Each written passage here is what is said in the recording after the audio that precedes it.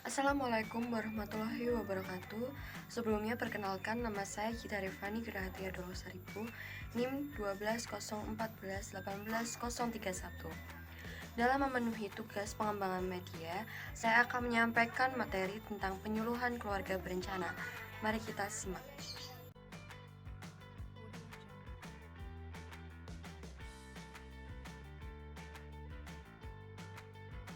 Nah, terlebih dahulu saya akan menjelaskan tentang apa itu keluarga berencana untuk ke materi yang berikutnya.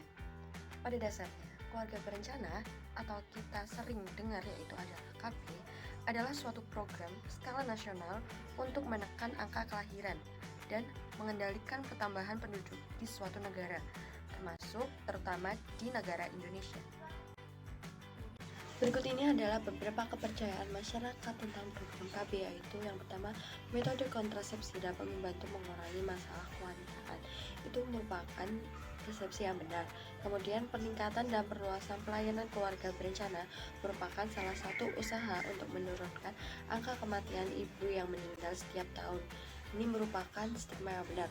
Kemudian, banyak masyarakat Indonesia yang masih menganggap bahwa penggunaan alat kontrasepsi memiliki stigma yang kurang tepat dan efek samping. Kemudian masih banyak masyarakat yang belum mendapatkan informasi yang tepat mengenai manfaat KB itu.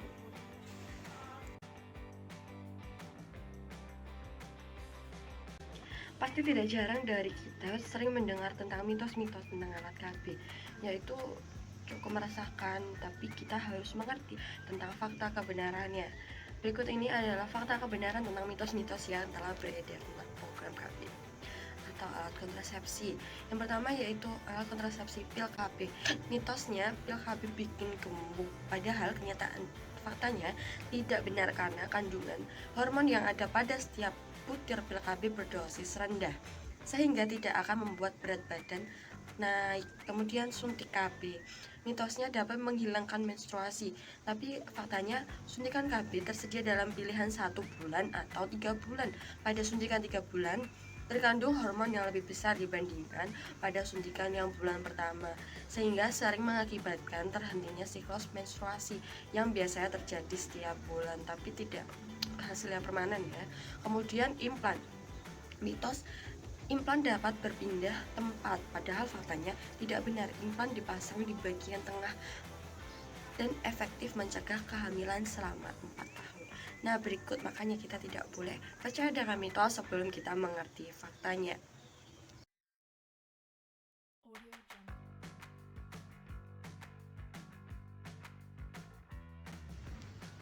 Penggunaan program KB di Indonesia sudah cukup membanggakan karena terdapat banyak yang sudah mengetahui apa itu manfaat dan juga tujuan serta efek yang ditimbulkan setelah mengikuti KB, sehingga pertumbuhannya setiap tahun semakin meningkat.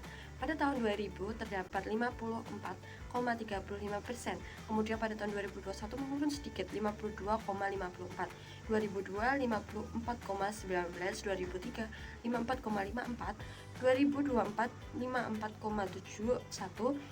Kemudian pada tahun 2005 yaitu 54,89, 2006 terdapat 57,91, 2007 yaitu 57,43, 2008 56,62, 2009 semakin meningkat 60,63, 2010 60,94, 2011 meningkat lagi 61,34%, 2012 62,43%, 2013 62,52%. Di beberapa tahun terakhir ini terdapat peningkatan yang membuat kita menjadi lebih percaya tentang program KB.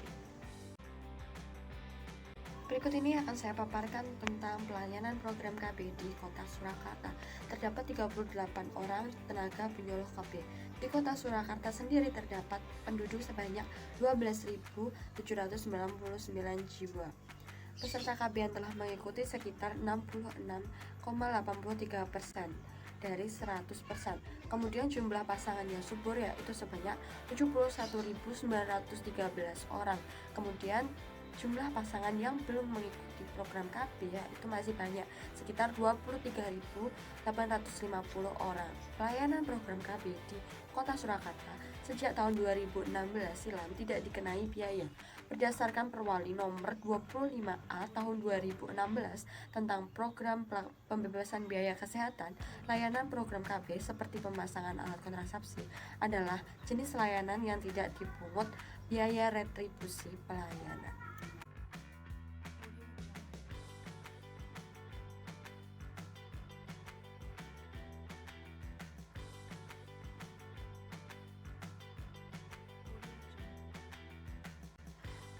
Tujuan dari pengadaan program KB yaitu adalah pengendalian kuantitas penduduk dan peningkatan kualitas penduduk. Selanjutnya, dapat mewujudkan penduduk tumbuh seimbang dan keluarga yang berkualitas. Program KB dirancang secara khusus demi menciptakan kemajuan, kestabilan, dan kesejahteraan ekonomi, sosial, serta spiritual setiap penduduknya. Program KB diatur dalam UU nomor 10 tahun 1992 yang dijalankan dan diawasi oleh Badan Kependudukan dan Keluarga Berencana Nasional Indonesia.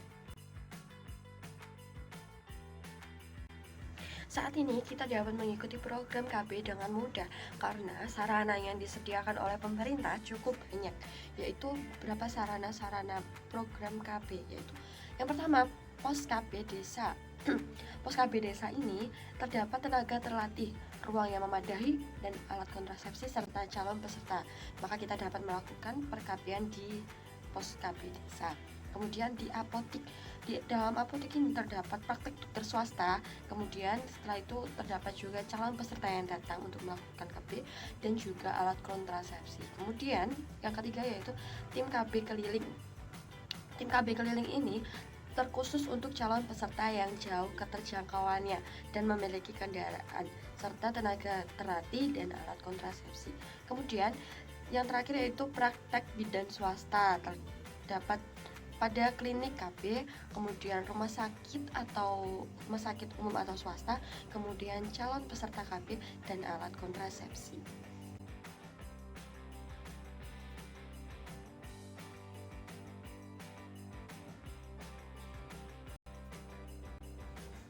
Wujudan dari program KB itu sendiri adalah pemakaian alat kontrasepsi dari program KB. Alat kontrasepsi digunakan untuk membantu menunda atau mencegah kehamilan.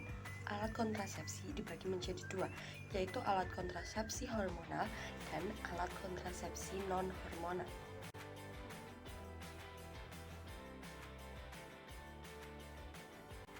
Mari kita mengenal alat kontrasepsi hormonal. Apa itu alat kontrasepsi hormonal? Merupakan salah satu alat yang bertujuan untuk mencegah kehamilan atau menunda kehamilan yang terbuat dari bahan-bahan baku yang mengandung hormon estrogen dan hormon progesteron. Macam-macamnya yaitu yang pertama adalah pil KB, suntik KB, dan implan atau susuk KB. Pil KB yang memiliki kandungan progestin dan estrogen dapat membantu wanita menahan ovarium agar tidak memproduksi sel telur. Pil KB bahkan akan mengentalkan lendir leher rahim sehingga sperma akan sulit masuk dan mencapai sel telur. Pemakaian pil sebagai alat kontrasepsi sangat efektif apabila diminum setiap hari. Kelebihan dari pil KB yaitu tidak mempengaruhi kesuburan, mengatasi nyeri haid, mencegah kurang darah, dan mencegah penyakit kanker. Kekurangan atau efek samping menimbulkan efek samping, misalnya mual, pendarahan, atau flek di masa haid, kenaikan berat badan, sehingga sakit kepala. Tidak semua pil KB bisa digunakan oleh ibu menyusui. Sebagian pil KB, terutama pil KB dengan hormon kombinasi progesteron dan estrogen, dapat menghentikan produksi air susu ibu atau ASI. Suntik KB termasuk kontrasepsi yang cukup diminati banyak wanita. Alat kontrasepsi ini bisa digunakan setiap 1-3 bulan sekali. Kelebihan dari suntik KB yaitu aman digunakan bagi wanita menyusui setelah 6 minggu pasca persalinan. Kekurangan atau efek samping, keluar flek-flek pendarahan ringan di antara dua masa haid, sakit kepala, kenaikan berat badan. Jika Anda menghentikan penggunaannya, Anda bisa hamil lagi dengan segera. Implan digunakan dengan cara memasukkan susuk pada lengan bagian atas. Ada beberapa jenis susuk yang memiliki masa penggunaan berbeda. Susuk 1 dan 2 batang bisa digunakan selama 3 tahun, sedangkan susuk 6 batang digunakan 5 tahun. Kelebihan, susuk KB aman digunakan bagi wanita menyusui dan dapat dipasang setelah 6 minggu pasca persalinan. Kekurangan atau efek samping, perubahan pola haid dalam batas normal adalah efek samping yang biasa terjadi dari penggunaan implan, serta keluar flek-flek saat tidak haid.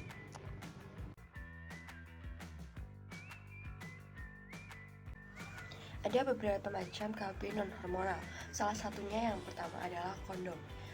Kemudian intrauterine device, ketiga tubektomi, keempat KB kalender, kelima vasektomi. Mari kita simak penjelasan berikutnya. Kondom adalah alat kontrasepsi yang mudah dan praktis digunakan. Efektivitas kondom dalam mencegah kehamilan meningkat, terutama setelah ditambahkan lubrikan spermisida di alat ini. Kelebihan, selain kehamilan, kondom juga bisa mencegah penularan penyakit kelamin, termasuk infeksi HIV atau AIDS. Kekurangan atau efek samping penggunaan kondom bagi sebagian orang dapat menimbulkan alergi dari bahan yang digunakan untuk membuat alat kontrasepsi ini pada pemakaian yang tidak tepat. Kondom bisa terlepas. Jika terjadi hal tersebut, kehamilan pun bisa terjadi. IUD merupakan alat kontrasepsi yang memiliki bentuk seperti huruf T. IUD dapat digunakan dengan cara dimasukkan ke dalam rongga rahim oleh bidan atau dokter yang terlatih. Dalam pemasangan IUD biasanya menyisakan sedikit benang di vagina untuk menandakan posisi alat ini. Kelebihan IUD, tembaga bisa digunakan dalam jangka waktu yang lama, yakni sekitar 8-10 tahun. Meski demikian, pemeriksaan rutin tetap perlu dilakukan karena tidak ada pemasangan IUD yang tepat atau posisinya berubah, bisa memungkinkan terjadinya kehamilan. IUD sangat efektif mencegah kehamilan. Kekurangan atau efek samping, masa haid berubah lama dan banyak ada kemungkinan terjadi infeksi panggul. Tubektomi menjadi cara KB permanen bagi wanita yang yakin tidak ingin memiliki anak. Tubektomi dilakukan dengan cara operasi sederhana, yakni hanya membutuhkan bius lokal.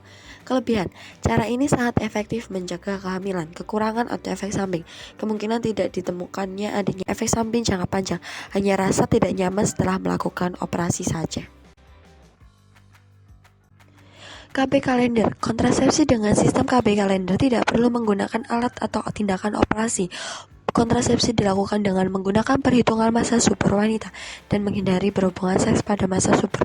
Kelebihan, metode sistem KB kalender yang sangat murah karena tidak mengeluarkan uang, tidak perlu menggunakan bantuan alat apapun. Kekurangan atau efek samping, sistem KB kalender ini termasuk kontrasepsi yang kurang efektif. Cara ini memiliki kemungkinan gagal hingga mencapai 20%. Vasektomi adalah kontrasepsi yang dilakukan oleh laki-laki dengan cara sterilisasi. Vasektomi merupakan kontrasepsi permanen bagi para pria. Vasektomi dilakukan dengan cara memblokir atau memotong vas deferens tabung yang membawa sperma dari testis. Vasektomi juga menjaga sperma keluar bersama cairan semen saat terjadi ejakulasi. Kelebihan, vasektomi bisa dikatakan 99% efektif mencegah kehamilan. Namun, evaluasi cairan semen perlu dilakukan paling tidak 3 bulan setelah pelaksanaan vasektomi untuk mengetahui apakah masih ada sperma yang tersimpan dan ikut keluar bersama cairan semen. Kekurangan atau efek samping, kemungkinan tidak ada ditemukannya adanya efek samping jangka panjang, hanya rasa sakit atau rasa tidak nyaman setelah melakukan operasi. Meski sudah bersifat permanen, metode ini tidak dapat mencegah penularan penyakit kelamin. Nah, setelah kita mengerti manfaat, tujuan, dan apa itu KB, mari kita mendaftar untuk mengikuti program KB. Langkah-langkahnya cukup mudah sekali, yaitu yang pertama, kita pergi ke rumah sakit atau tempat pos-pos pendaftaran KB. Kemudian kita akan bertemu petugas untuk mengisi kartu KB. Setelah itu petugas akan melakukan konseling dengan calon peserta KB sehingga kita dapat menentukan mana yang harus kita pilih. Kemudian calon peserta KB memilih cara kontrasepsi yang pas bagi mereka setelah melakukan konseling kepada dokter, dan berikutnya petugas akan melakukan tindakan medis. Selanjutnya yang terakhir, pendaftaran calon peserta KB, kemudian kita akan menjadi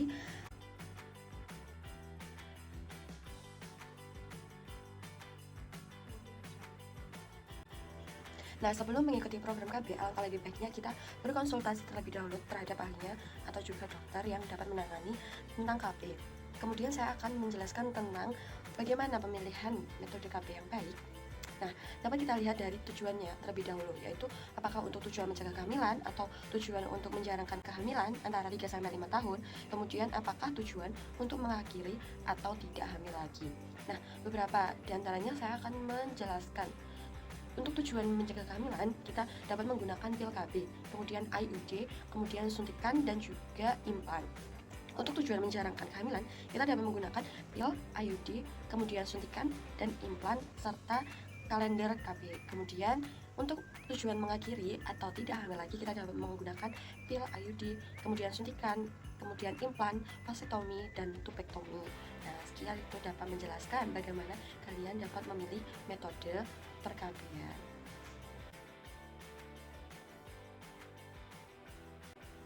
Nah, setelah kita telah menyimak materi yang sudah disampaikan sebelumnya tentang apa itu KB, apa itu tujuan KB, apa itu manfaat KB, dan bagaimana cara melakukan program KB, maka dari itu kita sudah mengerti apa manfaat bagi diri kita sendiri dan bagi negara Indonesia ini. Maka dari itu, ayo kita gerakkan dua anak lebih sehat. Dengan hal tersebut, kita dapat meningkatkan kualitas keluarga yang baik dan memiliki peluang yang lebih besar untuk menghasilkan keluarga yang sejahtera. Terima kasih.